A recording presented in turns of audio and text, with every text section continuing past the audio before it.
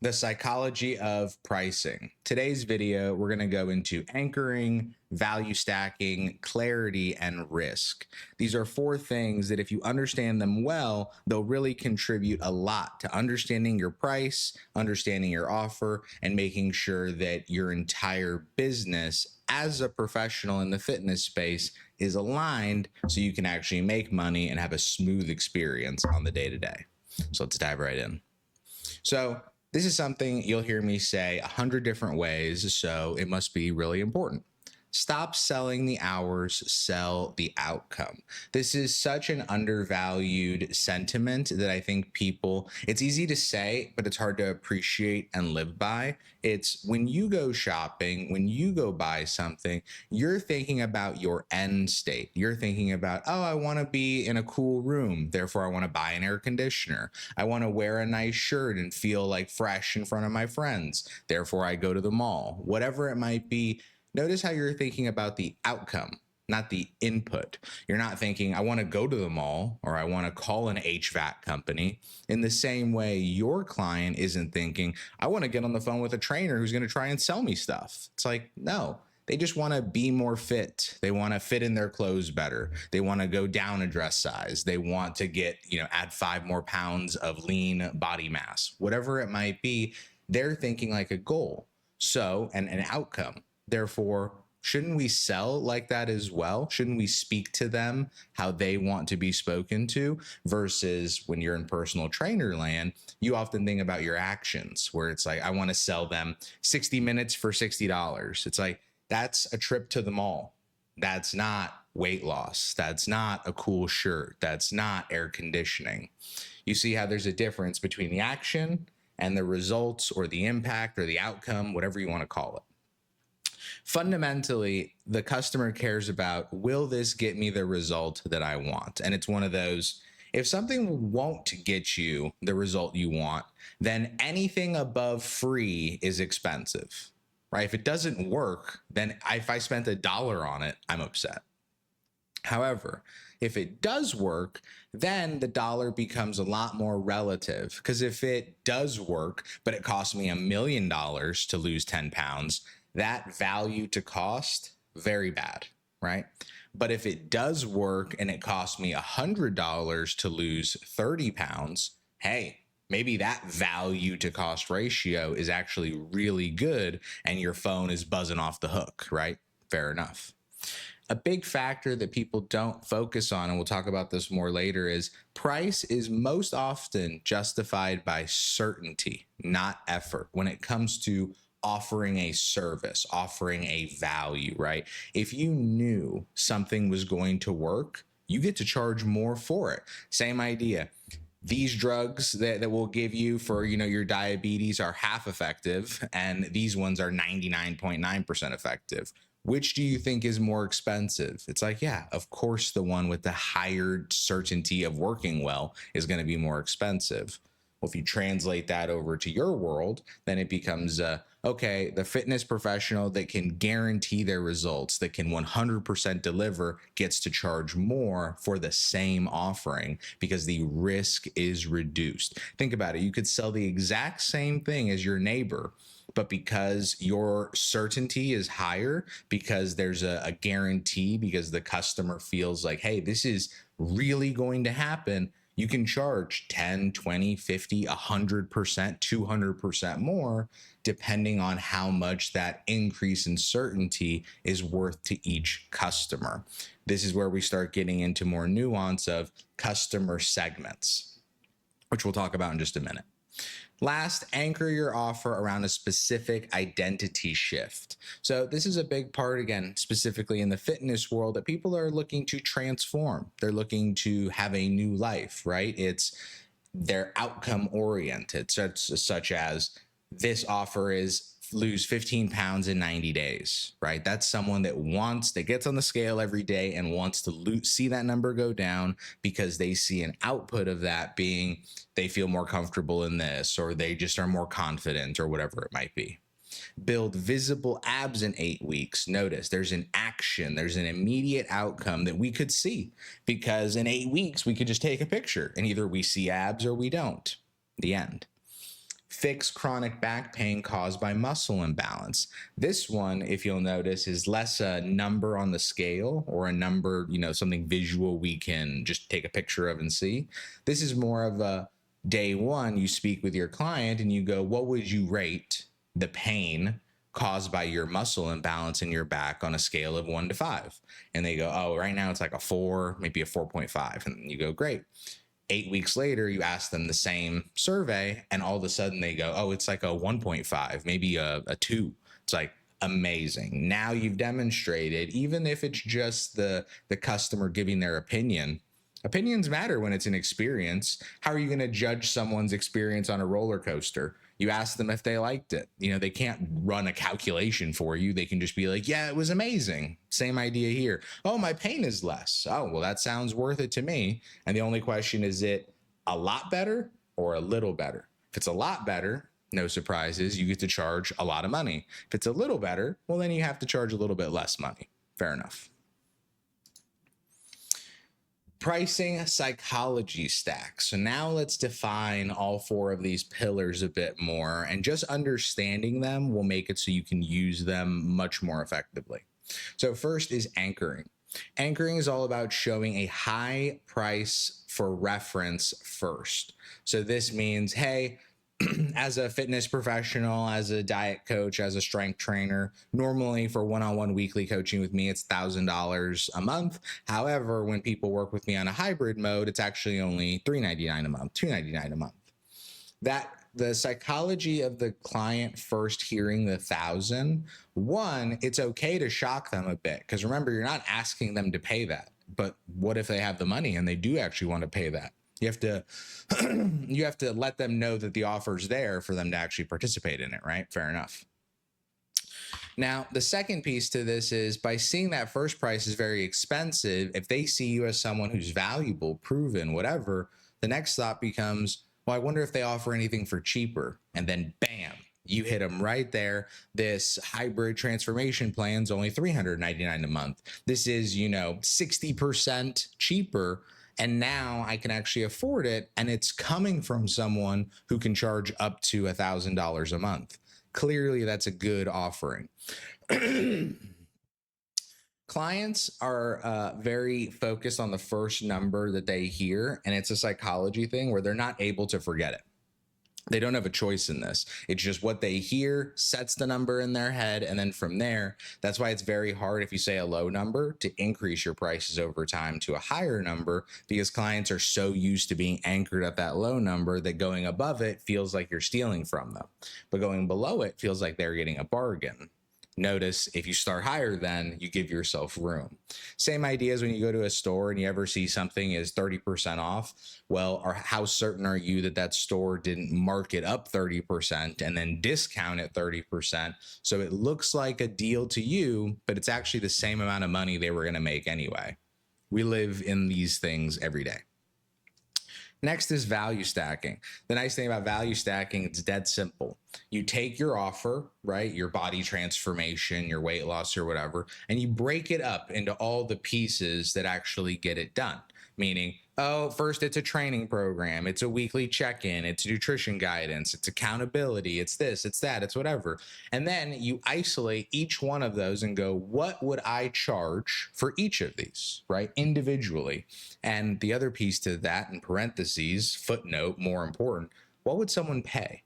Because if you want to charge 500, but they would pay 1,000, I would encourage you to charge the 1,000, right? Because as long as you're not stealing from them, right, highway robbery, then it's one of those, if they're willing to pay a premium, maybe you're premium and you don't even know it, right? But you have to give yourself the freedom to do so, or else you're stuck at $59 an hour for the rest of your life.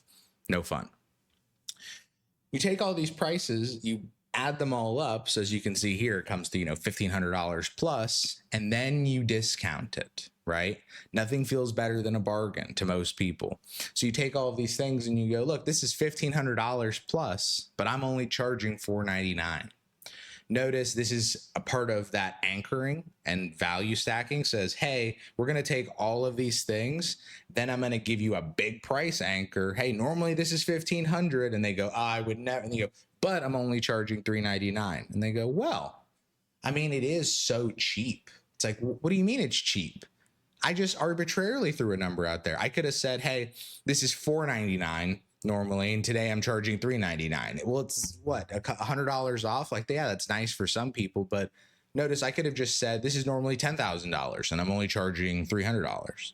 But notice if a price gets too far away, right? If it feels too cheap, you actually run into a weird space where people start to doubt the quality of the offering. Same idea as if you went into a store and a banana is 50% off, you go, oh, maybe it's, date of expiry. If a banana is 99% off, you go, what's wrong with the banana? Fair enough. Clarity. Confusion kills conversion. It's very true when there's too many ifs, when there's too much hesitation, when there's too much lack of certainty. Clients feel that, right? Selling is a very emotional thing, and the more certainty you can give them that what they want is what they're going to get, they're going to be more inclined to open their wallet and give you a chance. That's why it's so important that even if you have multiple offers, you make each offer as tight as possible, meaning this offer is this weight loss, not weight loss and body and mindset, and no, weight loss. This offer is muscle thing. This offer is strength training. This offer is back pain, right? One duration. Hey, my weight loss stuff, I do 10 weeks because I need at least 10 weeks to see results. Hey, my strength training stuff, I need at least 16 weeks because building muscle takes a ton of time. Like, you define what is necessary, not just by what the client will buy, because remember, this is delivery, but by what you actually need to deliver value. If the client will buy a 10-week program, but it takes 12 weeks for you to deliver value, you have a choice.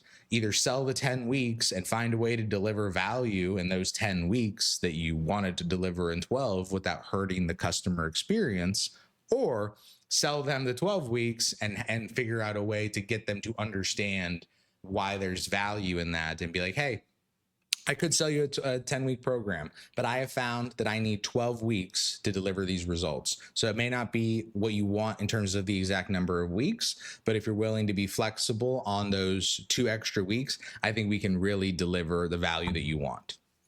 There we go. Now we're in a real conversation, right? And depending on the lead, depending on the person, they may react very positively to this. Next is risk. Risk is all about the psychology of people buy when they feel safe, right? People, if a client knew that your program was going to work, if they knew their back pain was going to go down, if they knew the shirt was going to fit amazing and make them look like the coolest person at the party, if they knew they were going to lose weight, knowledge and certainty is worth real dollars, right? Now, the nice thing is you can solve for all this risk a whole variety of ways. You do this by building trust and belief that this is going to work. Now, you can do this with a clear process because it's one of those, if someone can tell you exactly what they're going to do, you tend to trust that. Fair enough. It could be predictable milestones where you go, oh yeah, 3 weeks in, this is going to happen. 6 weeks in, this is going to happen. Notice it's kind of a part of the clear process because it's like, oh, this person is clearly very knowledgeable in what I'm supposed to do and what my experience is going to be like. Clearly they've done this. They know this. They own this. This is a real thing. But now we get to the last two, which I think are the most important in the early days in particular. When you have a million case studies and testimonials out the wazoo and your website is insane, by all means, you don't really need to worry as much on these. Number 3, proof is a part of that. But more than anything, when the testimonials and the proof is very high, you don't have to worry about overselling yourself. You get to skip a lot of the sales funnel because the proof does the selling for you. And proof fundamentally is case studies. It's just proof. If you are a brand new fitness professional and you say, I can make people lose weight and I want to charge $1,000 for someone to achieve their dream body, I would go, great. Have you done it before? You go, no. I go, great. Go find 3 people that need it. Do it for free. But do it for free. create a case study, and then go sell the fourth person. This is a core principle. Customer number 4 doesn't know that customers 1 through 3 didn't pay. Those first 3 could all be case studies, could be learning, could be assessing things. And then number 4, does it hurt to, of course, give away all that time and value and effort 1 through 3? Yeah. We're playing a long game. There's not just going to be 3 customers. There's hopefully going to be hundreds of customers over the years, which means these first 3, they may be unfortunate as far as you having to give away all this time and energy, but it sets the foundation for you to get customers 4 through 4,000 if you do it properly. That's why proof is so critical, because I don't have to sell me. They can sell me. It's like, oh, you should work with Aaron. He clearly can do what he wants. Look what he did for me. It's like, that's way more compelling than me going, look what I can do, clearly. And last but not least, potentially a guarantee. Guarantees, I think, are one of the most undervalued things that people do because of they don't understand the psychology of what it does to the customer, right? And guarantees come about, I find, in 2 scenarios. Someone that is either really confident that they know what they're doing, or someone that is really worried that they don't know what they're doing, right? And the idea, or like they're very early in their business, because if you're putting a guarantee up there, it could be that, hey, I've never done a weight loss thing. Like I've never trained somebody on how to lose weight. So I'm offering a guarantee that if this doesn't work, then I'll give you your money back because I'm brand new. So now you have 0 risk because it's just working with me, and I'll give you your money back if things go south. Great. It could be that it's the other side of, hey, if you don't do these things, meaning if I give you a workout plan as a part of our weight loss thing, that means you go on a walk every day, and you don't go on a walk every day. Well, guess what? The way to guarantee is say, hey, if you go on your walk every day and you don't lose weight, I'll give you your money back. This is nice because you're actually attaching the thing that they need to do, which reduces the odds of you having to give the guarantee. If people are going on walks every day, they're probably going to lose a bit more weight, which means the odds of you having to give them their money back go down. You see how we want to connect things. We want to make it so the guarantee not only helps the customer feel confident, like, hey, if I buy this thing and it doesn't work, I get my money back, or I only lose a little bit of money, or I only lose a little bit of effort. Like, it gives them a sense of comfort that they're not totally hosed if things go south or if things don't work how they want. You don't want the customer to feel uncertain, to feel worried, to feel concerned. None of these things are money or wallet opening emotions. The goal is to eliminate doubt, because the more you can eliminate doubt, the shorter your conversion process is, but 2, the higher you're going to convert, the higher your conversion rate is going to be, because more people know that you can do what you can do. So now let's talk about a very simple process on how to set your actual price. So 1, define your transformation. So let's just use a very easy one. You're going to lose weight, right? You're going to lose 10% of body fat. You're going to lose 20 pounds. You're going to lose this. You're going to lose that. Amazing. You got to be able to explain it clearly. It's hey, I help people that are, that want to lose at least 10% of their body fat over a 6-month or over a 6-week period doing X, Y, and Z. Bam. You have to understand it really tight. Next is estimate the value of the transformation. Now, value is relative to the person, right? If I really like, X, Y, and Z baseball thing, it's going to be really valuable to me. If somebody hates baseball, it's going to be worthless to them. Same idea here. So this is where really understanding customer segments and paying attention to the types of people that you meet and the trends that come about. I find that every customer is unique in the sense of they have their own little nuance, but a lot of them have trends. Emotions they feel, words they react to, things that they are concerned about. There's layers of similarity between a lot of these customers. Things that they very often care about, health improvements. And this is a broad spectrum thing. It could be their blood test, it could be the scale, it could be how they feel. Notice we want to explore. Confidence boost. You lose weight, more than likely you're going to feel a bit more confident. Or even if you just start working out, the way that your shoulders sit and your posture is, you're going to feel a bit more confident. Reduce joint pain. Notice I can give you more of a good thing, like, hey, I can make your health better. Or I can reduce a bad thing, like, hey, your knees hurt. What if we help you lose 15 pounds and now your knees don't hurt as much? I'm reducing a negative. That's a good thing. New wardrobe. What if this is incredibly meaningful to someone? What if someone has never bought a nice shirt because they don't like how they look in shirts? And now you've unlocked the ability for them to wear a shirt that they never dreamed they could wear. That could be worth a lot of money to someone. It could also be worth absolutely nothing to someone else. This is where that discussion, that discovery, that testing, those conversations with your customer become so critical. Access to activities. It could be, hey, I want to go on a run with my daughter. It could be, hey, I want to fit on the roller coaster. It could be, hey, I want to go skateboard and not feel silly.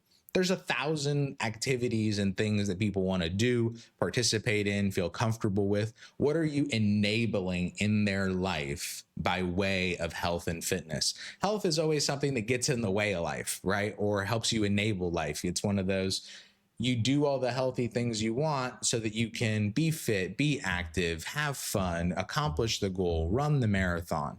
But if you have a negative experience in the health, it limits a lot of the activities and experiences that you otherwise, of course, want to have. Therefore, figuring out, what does my client really want? What does losing 15 pounds actually give them? Is it about the weight, or is it about the outcome? And is the weight really a factor in the outcome, or is it not? Because what if the customer thinks they want to buy 15-pound weight loss, but what they actually want to buy is confidence in their shirt? It's like, great. How do we solve for one, the other, both? Do I create an offer where the 15 pounds leads to the outcome they want? Do I try and sell them an offer that's just the outcome they want? Do I try 2 different offers and see both?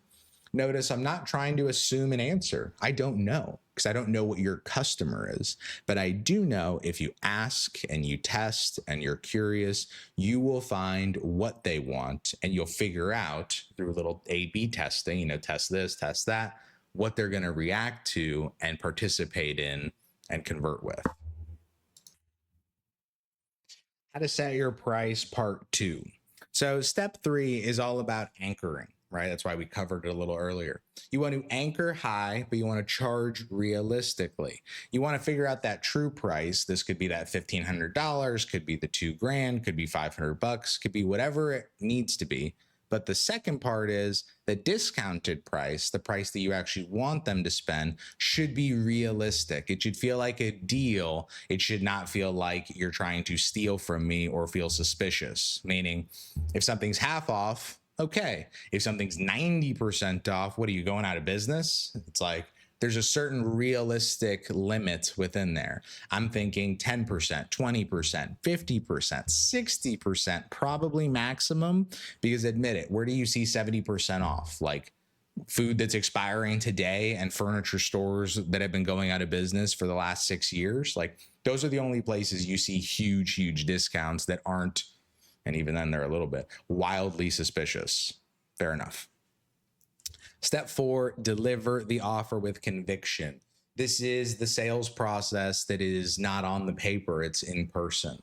If you can't say something confidently, you shouldn't say it. And what I mean by that is there's 2 ways to look at that kind of sentence. It's oh, well, that means I have to limit everything I say. It's like, well, maybe, or maybe you can just find ways of saying things, of explaining your offer, of explaining your guarantee, of reducing the risk in a way that you can say it confidently.